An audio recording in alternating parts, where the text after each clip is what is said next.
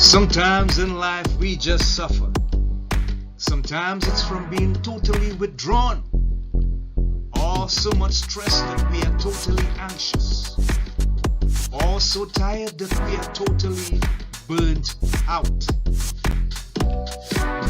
But our current position is not our final destination. No, indeed. There's hope. So whether it's your personal life, your career, your relationship, your business, or your job, we say there's reason to believe again. And we present from Andy's personal development, the breakout room. It's the place for health, happiness, and prosperity. Stay tuned for more.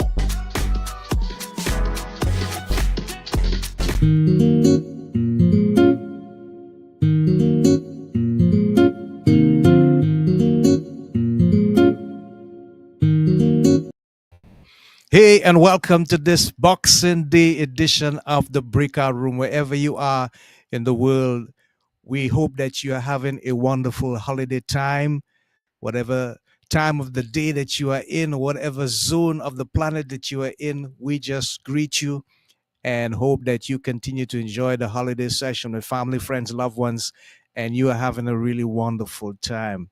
We are live in the breakout room, and today is a special edition. This episode is entitled Men Today Live Quiet Lives of Desperation with AD, our main man. He's in the house, he's the expert, he's the man with the core competence. He's going to share some really amazing nuggets with you guys in just a moment. So let me tell you a bit about this individual. Mr. Argustic Dunbar is a lifestyle coach who gives men, and he says sometimes women, we're going to get into that a little later on, simple, effective, no nonsense wisdom that they can use to create an outstanding lifestyle. He desires to be a shining example for men of what's possible when they prioritize themselves and do what they need to do to be who they need to be without fear of what society has to say. He's also a coach of men how to get into the tech world and scale their income to over 250Ks while working less than 20 hours a week, affectionately called and known as AD, the Kingmaker. He says he will show men how to live an outstanding life in all sense of the word. He's also a man who has a passion for problem solving and is seasoned professional software engineer turned RPA developer. So, without further ado, let's welcome live in the breakout room, AD, as I will call him for the rest of the interview, this entitled Men Today Live Quiet Lives of Desperation. Welcome, AD. How are you? I am well, man. Thank you so much for having me, Andy. I appreciate it. I like that intro too. Very humble. Appreciate that. Thank you so much. And we appreciate you. And Yes. thank you for taking the time off on this Boxing Day just to be with us. This has got to be special. Yes. I think this is going to be one of your most entertaining interviews yet. I think you're going to do a part two. That's what I assume. I follow that. I follow that. That's a good vibe. That's a good vibe. So, AD, when people hear your name and they think about that tagline that you have, what it is that you really want them to get in their minds and stir them up so that they're excited or interested enough to know more about you. So that's a good question. I'm going to go a roundabout way of answering that. Mm-hmm. I tell people, even though we're humans, I make it my obligation to live in such a way that I don't care what anyone thinks about me. Right now, I do care from time to time, but when I catch myself caring, I sit and I ask myself, what would I do if I didn't care what anyone thought about me? Right. And so I don't necessarily want people to think about me per se. I want men specifically to ask themselves, am I really living an outstanding life? Am I really living the life that I want to live on my terms, or am I compromising in every area of my life? Right. So when I say I want to teach men how to live an outstanding life, what I mean by outstanding, I mean like, Andy, have you ever seen someone do something and you're like, wow, I didn't even know that was possible. Like maybe I Right. wanted to do that when I Yeah. was younger, but I didn't think it was possible. Now that I've seen them do it, I want to do it too. They've given me the courage to believe it's possible. Yeah. Yeah. That's what I mean by outstanding, right? So, for example, Roger Bannister, right, the first person to run the 4 minute mile. Mm-hmm. Thought that it was not possible before then. I think people would like hook themselves to horses and cattle to try to like make it Yeah. happen. Yeah. He's done it, and since he's done it, thousands of people have done it, right? So he set an example of what it looks like to be an outstanding athlete. That's all I want to do. That's what I want to do for men. I think that men need it more than ever, and I think that the best thing that you can give to anybody, man, woman, or child, is an example of success, right? I think the second best thing that we can give to anybody is love. Okay. Mm. And so I just want to be an example of success. And by that, I just mean I want to live the life that I want to live on my terms. I want to walk how I want to walk, talk how I want to talk, do business with the people who I want to do business with, and none of the people who I don't want to do business with. That's all I want to do. Thank you for sharing and being so open and vulnerable, Mm-hmm. AD. We appreciate that. We appreciate you. I get a sense of independence, a strong sense of independence coming from you. Mm-hmm. And I want you to tell us if there was any one moment or time in your life when something may have happened to you, an experience that you had, and it was like the aha moment, and you decided, hey, enough is enough. I need to take a different road, a different route. Some paradigm shift needs to take place in my life. Can you recall? Several. I tell like people, I have friends who, I'm busy, they're busy. We catch up maybe once a quarter, once a year type of thing. And every time we catch up, I'm a totally different person. I have new Uh huh. beliefs that I've installed, and I used to do things that I no longer do. And this is constantly happening. Yeah. So, so many. Help me. Is there a particular aspect of my lifestyle that you're talking about? Are we talking in terms of marriage or dating? Are we talking in Mm. terms of business and career? Because I've had so many. I'm talking about the mindset shift that I hear in you when you decided I am going to live my life on my own terms and nothing else matters more than that. Yes. Okay. So I've recently started so I've been a software developer for over a decade at this point, right? And then I got into RPA development, which is a simplified version of software development, right? Yeah. And so then I started coaching. And this is what you'll see is the natural progression of most entrepreneurs or most business owners. They start with a skill. Let's just say they're working at a bakery. They're really Hmm. good at baking cakes. They hate their manager. They say, hey, I can do this better. Then they open their own cake baking store across the street. Then they realize, Hmm. oh, shoot, not only do I have to bake cakes, I have to do marketing and sales and advertising and all these other things, right? So I see me becoming a coach of men and helping them get into these software space. That's just the next evolution, right, of me. And I'm from Houston originally, and there's like a I don't know what you want to call it, maybe a synergy between Houston and New Orleans. Yeah.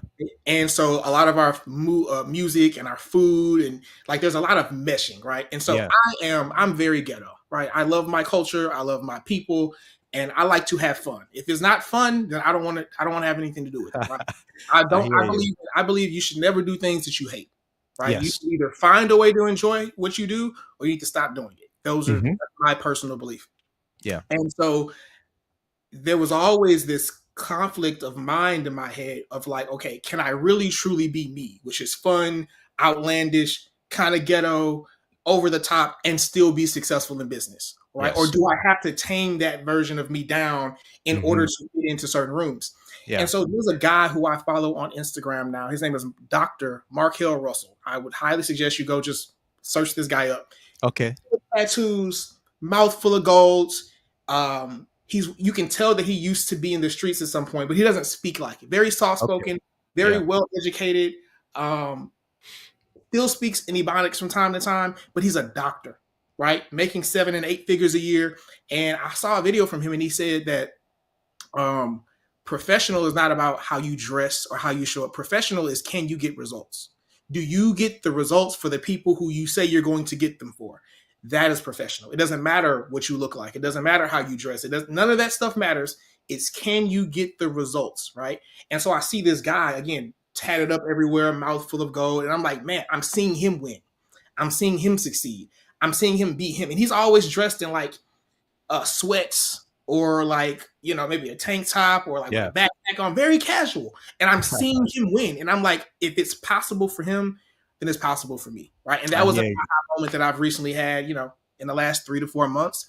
And so Mm-hmm. I'm really just leaning into being me fully, like over the top and exaggerative. I'll give you another aha moment. Um, Femininity responds well to praise, right? Mm-hmm. Yeah. Masculinity responds well to challenge, right? Mm-hmm. And sometimes, on my social media, on my Instagram page is, the RPA guy. I say all kind of crazy things, right? I call it my number one phrase is you sound like a loser. And I tell that to a lot of people, especially men, because Mm-hmm. they sound like losers, right? And a Yeah. loser is someone who avoids accountability, who always blames someone else or their circumstances for their circumstances, right? They never take accountability. That is my personal definition of a loser, right? Okay. And so sometimes I sit back and I think, man, you sound so harsh. Not only do I call them losers, I laugh at them, right? And I make it a big production. But then I start to realize it like that's what young men need, or that's what men need in general. Men need to be challenged. Men need to have someone believe higher in them, right? Because for me to call someone a loser, it means like, hey, actually, I don't call them a loser. I say you sound like a loser. You sound as though you're someone who's losing and making excuses for where they are. I'm not saying you, I've never called anyone a loser, period. Yeah. So Yeah. what that means is I have a higher expectation of you. I know you can achieve more, but you're not going to do it from that state of being in that frame of mind, right? Yeah. So that's just another, aha moment that I've had is like, no, like I believe I'm doing the Lord's work by calling these men out, holding them to a higher standard and saying, hey, bro, I know how you feel. I know where you are. I've been there. I'm not judging you, but I'm telling you that you sound like a loser right now. And I don't Mm-hmm. believe friends let friends sound like losers. I love that. I love that. Thank you, AD. I appreciate the angle that you took there, especially in the second one and the sharing. So let's switch gears a little and focus on men. Mm-hmm. And the reason why I want to do that is because I think that you hit on something there with regards to accountability and taking responsibility for your life, for your actions, for the results that come into your life. Mm-hmm. The theme is today, men today live quiet lives of desperation. Mm-hmm. In your coaching experience, what is the common thing that you see men struggle with so much that they can't get clarity as to what their real purpose is and therefore decide, I am going to live my life this way? I think it comes down to men don't like themselves, Mm-hmm. don't respect themselves, they're Uh-huh. not accepting of themselves, they're Uh-huh. judgmental of themselves, they lack gratitude. And because of all of these things, they get with women who don't like them, who Mm-hmm. don't respect them, who don't accept them, who don't have gratitude, and don't treat them well, right? Okay. I think that men tie their identity and their purpose to what other people tells them that it should be, right? For example, I have a good friend, does very well in business, and his thing is he buys his wife flowers every week, right? And when I Okay. ask him why, he's like, "That's just what I'm supposed to do. That's my job," right? Right. However, before he was a husband, he was a man, right? So now that you identify and you wrap your identity up in I'm a husband and I must buy my woman flowers because that is my job, it's like, but who are you when you're not doing that? Right. And if someone else buys her flowers, does that mean that they're more of a man? Like I think men get so caught up into maybe what the Quran says or what the Bible says or what the men in their neighborhood think or what their university says or what their mentor says. And they never step back and say, okay, but who am I? Who do Right. I desire to be? I tell people, don't shit on yourself. Don't shit on Mm-hmm. yourself and don't shit on me. No one should tell Mm-hmm. me what I should do or because should is critical. Should is Yeah. me. Should, if I say, hey, I'm going to do 100 push-ups, I want to do 100 push-ups, but I'm only able to do 50. And then I say, hey, man, you should be able to do 100. What I'm doing is I'm criticizing myself. What I'm really meaning to say is I want to be able to do 100. I'm only capable of doing 50 right now. Great. I have a starting point. Does that Yeah. make sense? And so I I hear think you. men don't know who they are because they've never sat down and stopped and thought, okay, who am I? What do I want? And here's the other part, Andy. in order to find out what you do and don't like, you've got to get out here and experiment and try things. You've got to make mistakes. And I think that men just we're so used to being told what a real man is and what a real man should do and what a husband is. And that, like, no one has really sat and thought and said, screw all of that. Who am I? What do I like? What don't I like? And let me build my lifestyle in the way that caters to who I am and what it is that I like. And let me find people who are accepting of me, right? And people who I can inspire. Yeah, well, you just kind of clinically assessed what I call the imposter syndrome. Mm-hmm. We live a life that sticks into and blends into other people's philosophy. Mm-hmm. I call it the crowd life. I blend in because this is what they expect of me, so I do that. But it does not truly define me. It does not resonate with my inner values. So I'm being an imposter. Mm-hmm. How do we get them, AD, through the process of coaching to recognize that the real individual that exists on the inside needs a window of opportunity to burst out?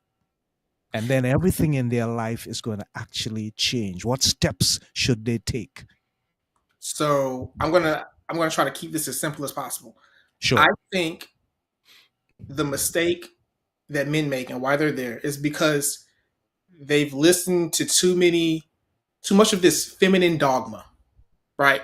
And lots of people today want to be happy, right? You hear so many people say, I just want to be happy. I want to be happy. I want to be happy. And I tell people, there's a litany of emotions, okay? You're going to feel all of them throughout this lifetime. There's nothing you can do to not feel all your emotions. I know you want to feel this one particular one, but you're going to feel them all. And instead of happiness, I think we should prioritize feeling proud, right?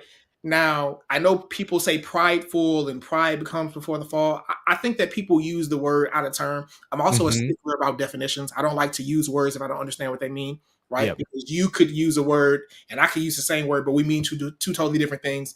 Now we're miscommunicating.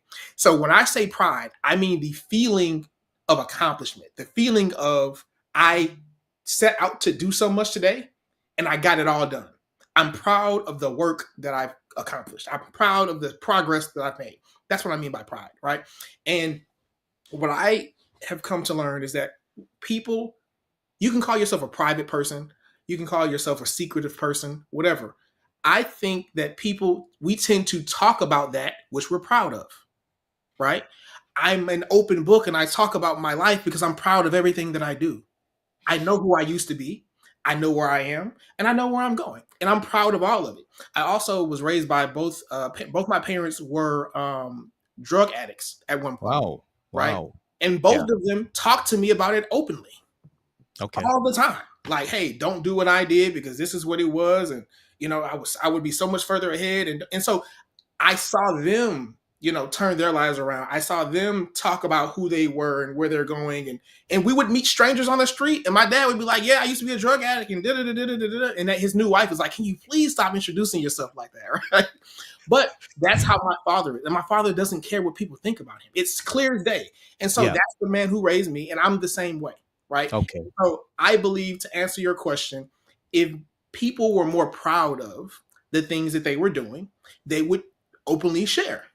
Right. And so then we would get away from I'm sharing the things that I'm proud of that other people expect of me to I'm proud of me because I'm doing what I want. And, you know, one of the epiphanies I love having is whenever I have a problem. Right. And let's just say I don't handle it well. Like I get overwhelmed, I get emotional, I shut down, and I just don't handle it well. And let's just say 3 months, 6 months, 12 months later, I have the exact same problem and I handle it way better.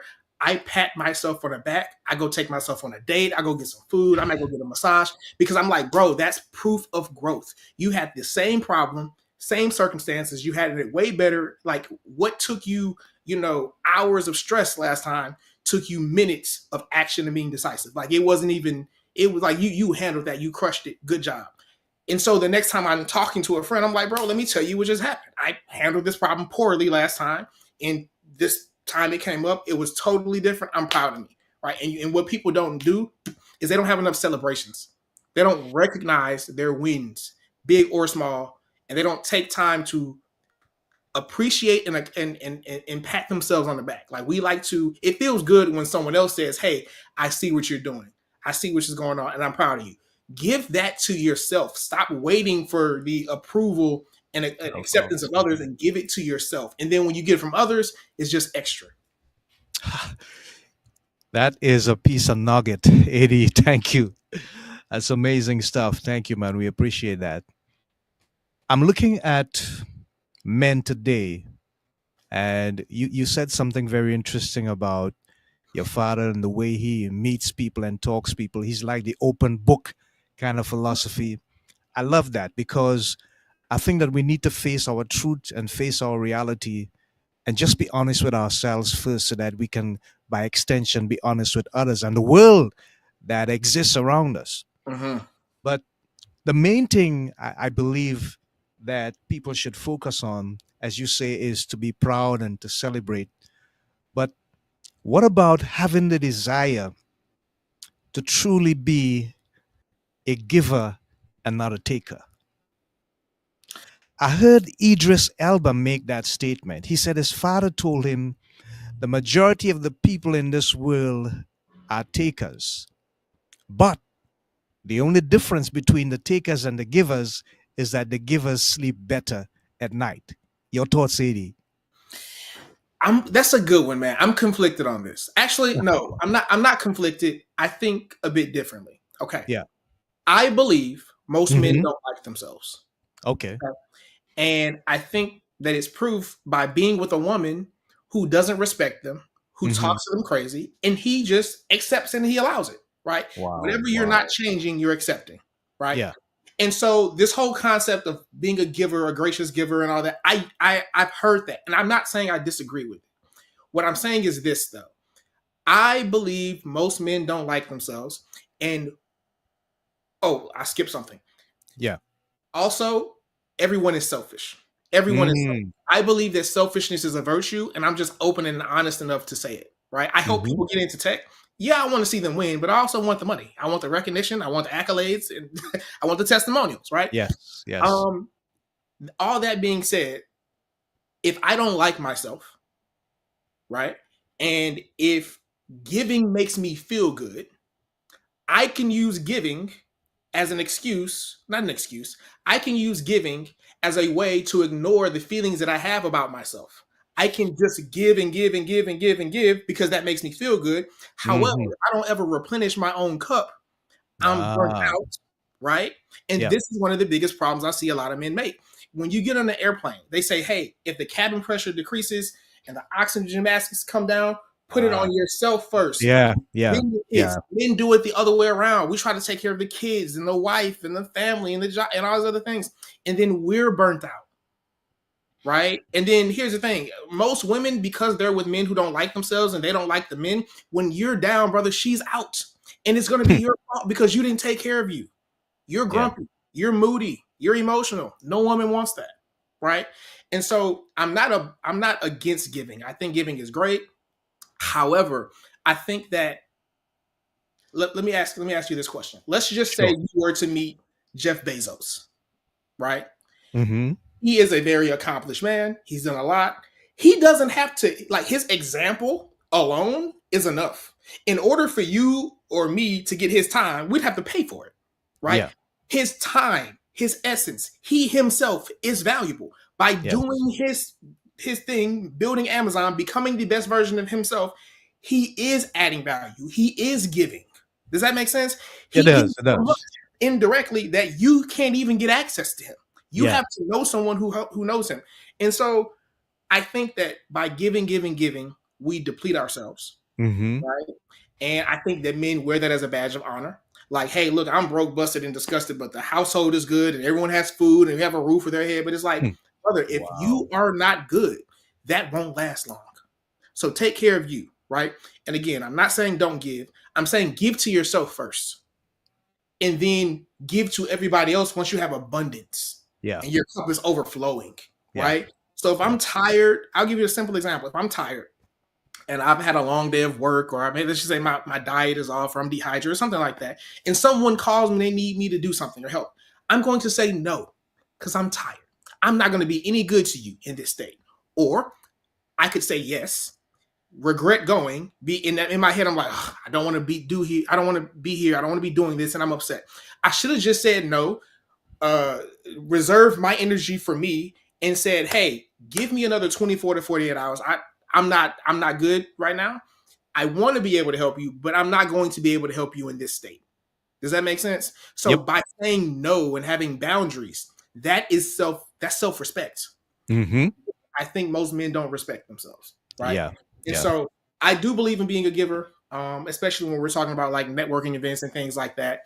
But I also think that a lot of men mask their dislike for themselves and their lack of self-respect under the guise of giving and saying I'm a Mm. giver, saying I'm a good person. Yeah. But they feel terrible day to day. They have no empathy. Mm. They have no self-love. They have no self-respect. Wow. Yeah. And I don't think that that's sustainable. I hear you. It reminds me of something I heard Lisa Nichols said, and she told us on a virtual webinar. She said, "You need to keep your cup filled, Yes. and whatever overflows, you give to others, Yes. but always keep your cup filled." So I Yep. hear you, Eddie. I appreciate that angle. I just love to make the contrast because we need to see it from so many different angles and then therefore get the meaning of it or the value of it. Yes. So appreciate that. But let's switch gears a bit again to let's look at some of the tech stuff that is happening. We have the influence and the influx of AI coming out of so many different dimensions. If you were to advise men to get into the tech industry as a means of earning income, Hmm. what kind of guidelines would you give them that they should, but they need to follow? Gotcha. I tell people you want simple. You want Yeah, simple. yeah. What do they say? Simple scales, fancy fails. I tell guys to keep it simple. I am simple. I work with a lot of guys in the tech space. They are very smart. I'm not that smart. Hmm. They're far more smart than me. I don't care what Yeah. you think about me or my intelligence. I'm smart enough. Okay. Okay. I read a book by Ray Dalio called Principles, and one of the things he opens up the book with is saying like I'm an old rich white billionaire, so therefore people tend to believe I'm this really super educated, really fancy guy, smart guy. And he's like, the reality of it is, I'm just a dumb guy who doesn't know much more than what he needs to know in order to accomplish the things he needs to accomplish. And that was so free, so freeing. So if somebody wants to get into the tech industry, there's only 4 things they need to do. Mm-hmm. Okay. Well, the first thing they would need to do is identify what skill, right? I have a Okay. good friend who says, there's no reason for you to go to a networking event if you do not have a technical skill, like a networking event in the tech sector, if you do not have a technical skill. Because what that means is you have no value to offer to anyone. The most you Mm. can do is go into an event, shake hands, and leech, right? Yeah. You have no value, right? Yeah. So first you need to identify what tech skill you're going to learn and add value to the marketplace with. I recommend RPA because it is simple. It can be learned in 1 to 2 months, and then 1 to 2 months after that, you can be employed making 6 figures using it. Okay, that's why I run RPA University, where I teach people how to get into RPA, get $100,000 income, scale their income to $250,000 working less than 20 hours a week. Right. But that being said, regardless of what tech skill you use, there's 4 steps. 1, you must learn the technical skill set. You Okay. must learn whatever it is. If it's coding, let it be coding. If it's project management, or if it's Scrum Master or whatever it is, you must learn it well, learn to do it at a high level. Okay. Mm-hmm. The second thing you must do is have a good digital footprint, meaning when people Google you, when people look you up on LinkedIn and things like that, because your first impression is not made in person anymore. That the days of that are gone. Yeah. Yeah. People Yeah. know who you are online far before they meet you and Yep. shake your hand, right? Absolutely. So a lot of times when people start applying for jobs, what they don't understand is they don't get contacted is because whoever the company or the hiring manager is, they either found something that made them say, "Hey, we're not interested in this guy at all," Yeah. or "We don't believe he would represent us well." Right. Yes. Um, the third thing you must do is get the correct interview and social skills, and this is a big one. I just saw some report that came out that said 98% of Gen Z feel burnt out. So much so, and like they're being fired at record rates. So much so that corporations are saying, "Hey, we're not even going to hire any college graduates next year," Wow. right? And it's because they don't have the appropriate social skills. They're not a likable person. And again, that comes to me. It comes back to you. You're not a likable person because you don't like yourself. Yeah. You're not Yeah. interested in yourself. So you're not open and interested in talking about yourself, nor do you know how to become interested in others and get them to speak about themselves, right? And the easiest way to get someone to like you is to let them talk about themselves. This is the easiest thing. How to win friends and influence people, right? So that's the third thing. You have to have the right interview and social skills. You have to become a likable person, and then bonus points if you can anticipate the questions they're going to ask you on interviews, right? And this is something I do with all my guys in my um, at my university. I tell them, hey guys, there's only 7 questions they're ever going to ask you. I know exactly what those 7 questions are. We're going to role play so that you know what those questions are, so you can kind of come off the tongue and be smooth as butter. And they have no idea you've been practicing, right? Yeah. The fourth thing you want to do is apply for a lot of jobs. You want to apply for a lot of jobs. That's it, right? And these same 4 steps work across all spaces, really, right? I know they work in the tech space. I have a good friend who he's on track to do $800,000 this year, right? Last time I talked to him. And he showed me how he got into tech, and he applied for 1,600 jobs in the course of 4 months. I did the math. That was like 35 to 40 jobs a day, every day, Monday through Sunday for 4 months. That's why he's winning. He just did the numbers, right? So those are the 4 things that I tell people if they know that they want to get into tech space. Those are the 4 things they must do. Okay. Wow. That's all new to me, but every day and every minute is a new experience to learn. Thank you so much, Adi, for sharing that. Have you ever thought about writing a book or a memoir or something? Yes, yes, yes. You know, I used to be in therapy, and I would tell my therapist, I think someone one day is going to write a book about me. Okay. Then I started realizing, oh, screw that. I'm gonna write it myself, right? So all the coaching calls that I get on, I just record them, Yeah. and at some point, I'm going to have AI transcribe and write me a book. I'm going to say, hey, here's all of my transcripts from all of my interviews, all of my calls. You know, figure out my 10 things that I say the most and turn it into a book with, the 10 simple wisdoms of AD or something like that. Right. Right. Right. So yeah, I'm definitely going to do that. And to that point, I've got a whole slew of digital products on sale right now that all are geared towards men, right? Hmm. So I have a product coming out soon which is basically the easy way of online dating for men. I got to the point where my profile has so many matches that it's overwhelming. I can't message all these women. A place where I'm married and my marriage is on the verge of divorce, and I've turned that around, and now my wife can't keep her hands off me, and Wow. it's like I'm showing men like this is what you want to do. Like I have another product where I talk about this is my day-to-day routine, right? Here's Hmm. another thing, Andy. Men need to have more sex. Okay. Yeah. They need to have more sex. Women have a sexual switch, meaning Hmm. on or it's off. Yeah. Men have a sexual drive, meaning it's always on. Yeah. Okay. And to not have sex feels like dying, not literally, Wow. but like biologically, right? Yeah. Yeah. Yeah. And have you ever heard of what do they call it? Like NoFap, November, where it's Mhm. basically like, hey, we're not touching ourselves. We're not going to do anything Mhm. like that, right? And I'm very open. Like I'm always like, okay, I don't understand either side. I'm open to learning, right? I had a mentor who said, you know, imagine you're with a beautiful woman, you've been stressed or whatever, then you finish having the sex and you have that clarity after the fact, right? He said, well, what's the opposite of clarity? It's fogginess, Mhm. uncertainty, confusion. Yeah. Well, Yeah. if you're not doing that, then that means you're walking around foggy, uncertain, and clueless, right? Yeah. That's not good for you. Yes. Would you agree?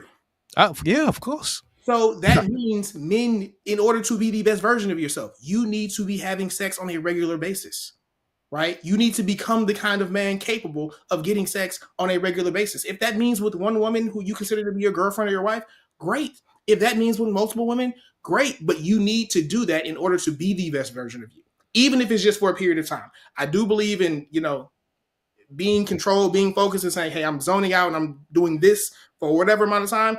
But at some point, you still need to You need a release. That is what, at least that's what I think. Mm. The best version of me has that and can go generate that at will. Yeah. If that Yeah. makes sense. Yeah. Yeah. Wow. Eye opener. So many men get stuck in marriages. I recently had a client that his main challenge that he spoke about was when it came to making decisions, he had a way of staying in the background and letting his wife take the lead. And we went back to his childhood days, and he realized it started when he was around 7 or 8 years of age. Mm-hmm. He did not have the opportunity in his household to speak. His opinion didn't matter, it didn't count. It was always Mm. hush, go outside. That is for big folks. We don't need you here. It played on his mind, and it cramped his ability to really take control and believe in himself that he had the ability to make decisions, to make choices that were in his best interests. Mm-hmm. And he kept that bottled up for all these years. And when he got married, it spilled over Yep. into the marriage. So Mm-hmm. I had to work with him for a couple of months, and we had a breakthrough. And in that breakthrough moment, he said, I see things so clearly now that I can actually choose my own story. Yes. and, Yes. and and I love that. Men get stuck in marriages, AD, and they want to be the wife pleaser. They want to do everything that the wife wants them to do, but they're stifling and strangling themselves. Yep. Yep. How Yep. can they break out of that? So let me tell you, I told you I'm a simple man. The simple answer to this, Andy, is to just do what you want to do. Not what Okay. she wants you to do, not what Mm-hmm. the Bible wants you to do, not what your mom, your father, your uncles, your cousin wants you to do, what you want to do. I was watching this one video on YouTube many years ago, and it was by a male psychologist. And he had women who would write into him and say, like, hey, my husband is indecisive. I think that I've kind of emasculated him over the years, and I feel so bad about it. And I want to help him, turn that around. What can I do? Mm-hmm. And Yeah. his answer to the lady was basically, you cannot give your man his masculinity back. He must take it. He must grasp it. He must take it. What that looks like is being able to say, hey, you will not talk to me that way.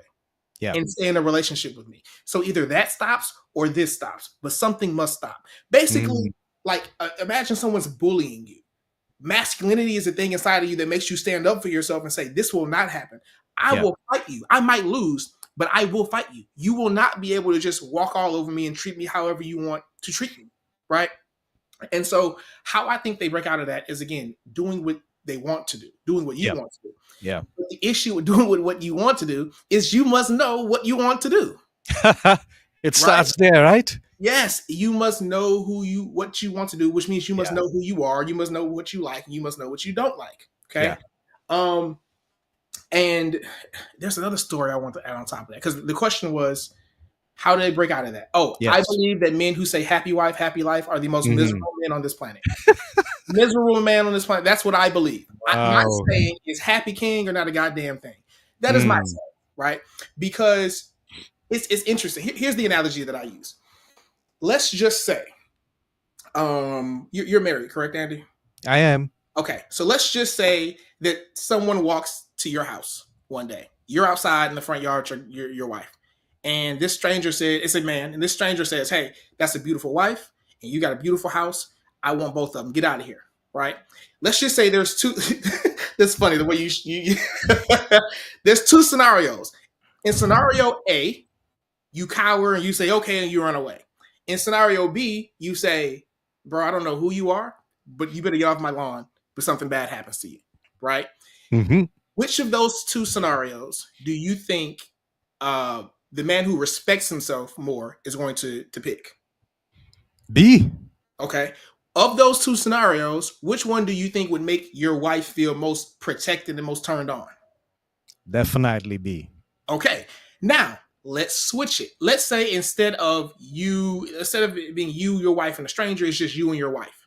And let's just say your wife wants something that you think is ridiculous. You know it's not a good idea. Let's just say she says, "Hey, I really want to take this expensive trip to Dubai, and we've only and this let's say the trip is going to cost 10 grand, and you've only got 2 grand to your name." She's like, "Hey, I really want to get into a lot of credit card debt because I really want to go to Dubai because I saw somebody on Instagram talk about it."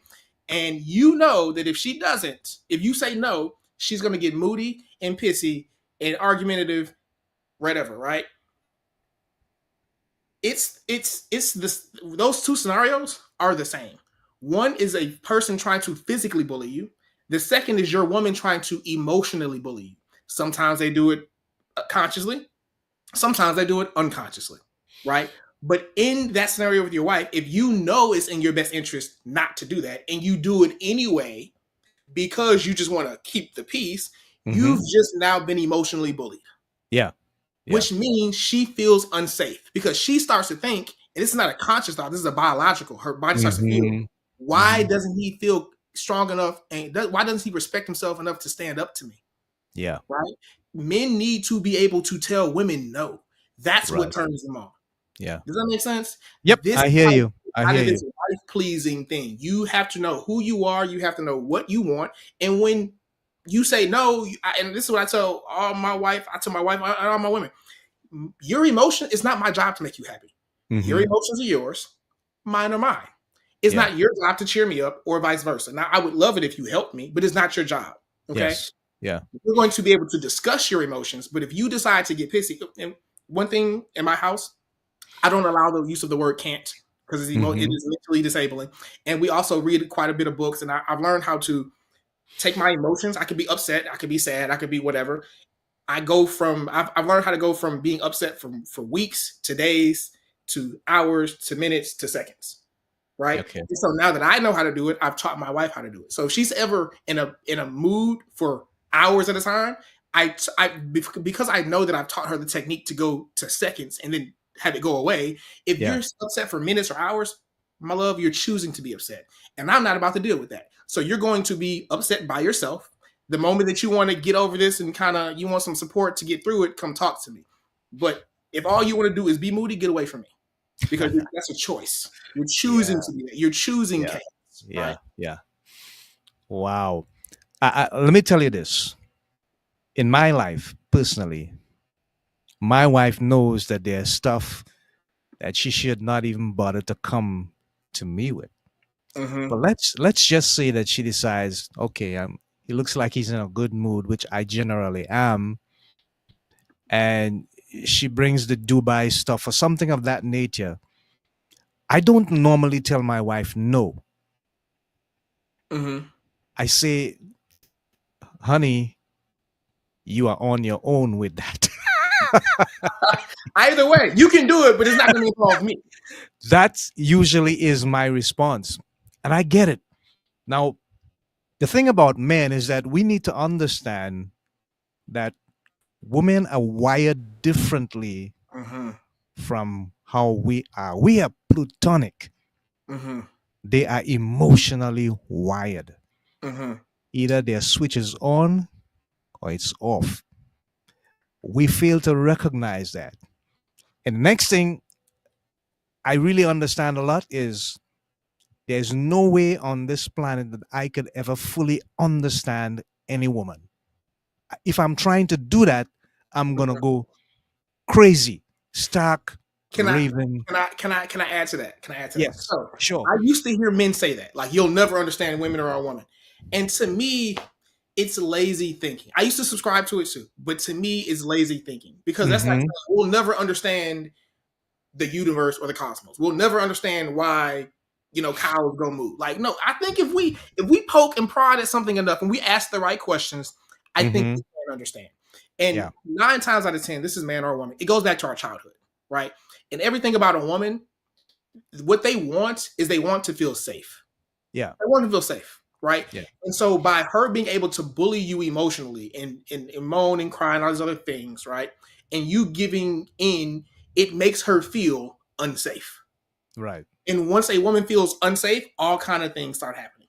Another thing, and this I just learned this maybe a year ago. Women need chaos. They need chaos. They need chaos. Let me tell you. Let me tell you why. So there's no emotion that a woman can feel that you can't feel or that I can't feel, right? Hmm. What the difference is they have a larger range of Yeah. it. Okay. So masculinity takes big things and makes them small. Femininity takes small things and makes them big. Makes them big. Yeah. Yes. Yeah. So what would make that which might make you sad would make her incredibly depressed. That Hmm. which would make you happy would make her over the top. Yeah. Okay. And no matter what a woman is saying to you and how she's feeling, she feels that way in that moment. Okay.